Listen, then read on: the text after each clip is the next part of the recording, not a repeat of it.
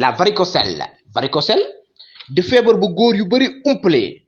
waaye lorange kese la su ñun góor ñi suñu waxtaanu tey ji daan leen xamal luy varicocèle lu koy joxe lu muy def ci yaramu góor ak yan saafara ñuy jël ba am tawféex ci jàngoro ji di varicocèle varicocèle di infection médicale lu koy firndeel mooy séddit bi nga xam ne mooy taaweeku nekk ci scrotum bi xaw a nuróol ak varice bii di feeñ ci tànk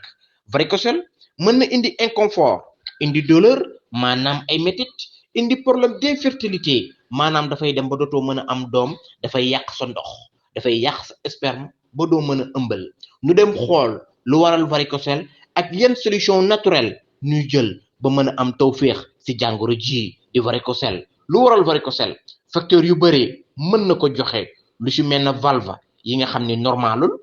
valve yi bu normalulee rawatina yi nekk ci sidit scrotal bi day tax deret bi du jàll dafay provoquer sidit bi yaatu bu boobaa mën nga am li nga xam ne mooy varicocèle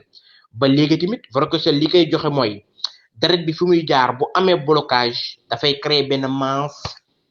tumorale masse boobu dafay yokk pression deret bi te pression deret bi bu yokkoo rek mën na la indil li nga xam ne mooy varicocèle ba léegi varicocèle lu koy joxe mooy mën nga bañ a judduwaale ak li nga xam ni mooy valve yi nekk ci xuur yi wala valve yi nekk ci xuur yi màggul nu mu war a màggee bu boobaa mën nga am jàngoro ji di varicocèle.